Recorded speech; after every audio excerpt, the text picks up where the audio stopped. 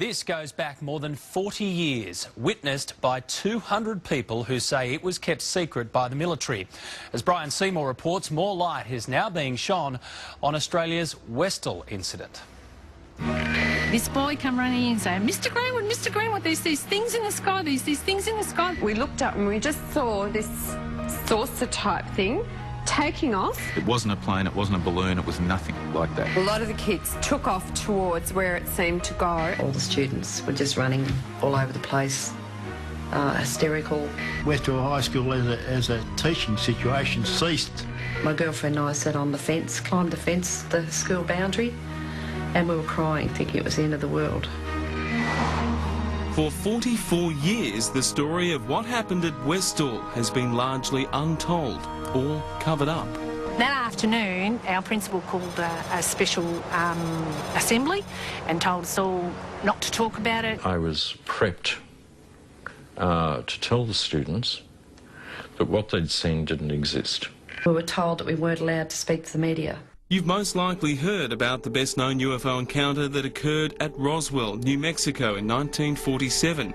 But the fifth greatest UFO mystery on the planet happened a world away, just southeast of Melbourne, in the suburb of Clayton South. It happened at Westall High School on Wednesday, April 6, 1966. Recess time about 11 o'clock in the morning. Scientists and UFO experts have long known about the Aussie sighting, but until now the details have been locked in our past. All I knew was what I saw, and it definitely was not any aircraft of the day by any stretch of the imagination, and it certainly was not a weather balloon. It still would take me to my grave. What the hell was that? It was amazing, and something that I've never forgotten. Victor Sakruzny was in second form when he says he had a very close encounter. After watching with over 150 other children a mysterious saucer-shaped craft land, he decided to approach it.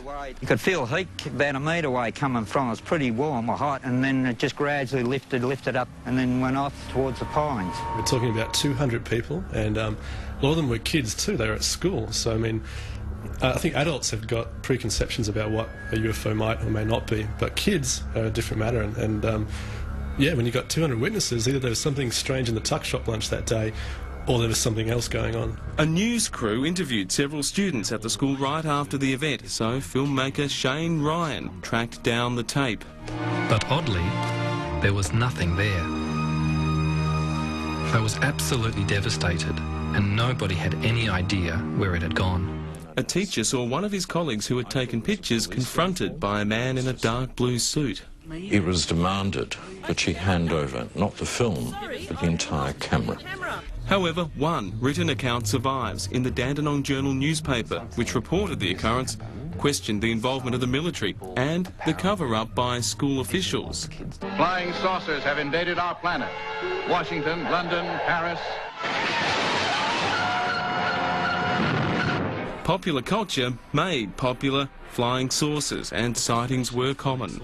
They are real, anyway. They come from the other planets. Some of them may come from the centre of the Earth. People can say anything. What we must do is look at the original reports of the time and see what really happened. The idea that what those people saw came from outer space is alien to Richard Saunders from Australian Skeptics. On that very morning, not too far away, about 30 kilometres away, a weather balloon was released. The winds were blowing towards the school.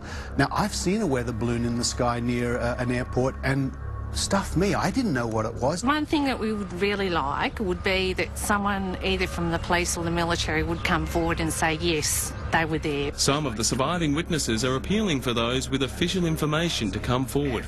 Incredibly, and despite the involvement of the Army, Air Force and police, there is not one single mention of the Westall incident in government files. You're asking me whether an R&D establishment would destroy evidence. Yes, of course they would. Bearing in mind that in the 1960s, Australia had great success financially with some of their pilotless target aircraft. Information related to some of these sorts of projects, if it was to be released to the wrong party, then it would have very adverse effects on Australia from a financial point of view. This was happening in the 60s, right? And in a lot of countries around the world, a lot of governments were quite worried about UFO sightings, not from the perspective of invasion, but mass hysteria. Dr. Martin Plowman was the first Australian to earn a PhD in ufology from the University of Melbourne. I do believe that there's life out there on other planets, but I think it's a long way away. And whether it's actually coming here in spacecraft and taking people out of their bedrooms at night, I'm not sure about that, but I've got an open mind. Documentary maker Shane Ryan has an obsession with what occurred at Westall. He's pieced together what is known and recorded scores of interviews with those school children who are all now in their 50s and 60s. I looked up and I was facing the object in the sky, and I just thought, oh, somebody's got some way of projecting a film of something into the sky. I didn't believe that it was really happening. But my boss turned around and he saw it, and we stood there looking at it for several minutes. They crossed and walked down here to this corner.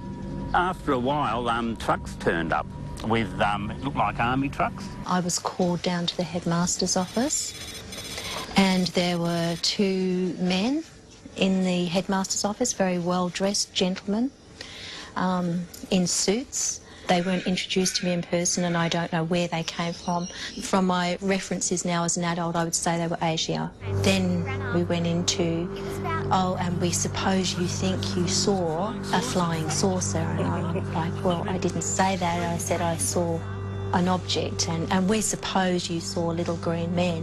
When I came out, I think I burst into tears. They were certainly Australian government, and I think it was part of their job to keep everything quiet. It seems to me that a lot of the stories around this incident are elaborations made up over the years.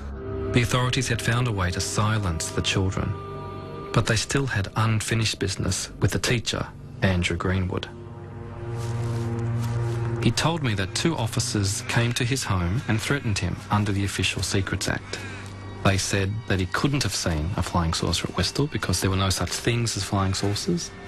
They threatened to tell people he was alcoholic, even though he wasn't. I have to admit that I don't believe in UFOs myself. I don't think that aliens are coming here and doing things to people, but I do believe witnesses when they say that they have seen something they can't understand.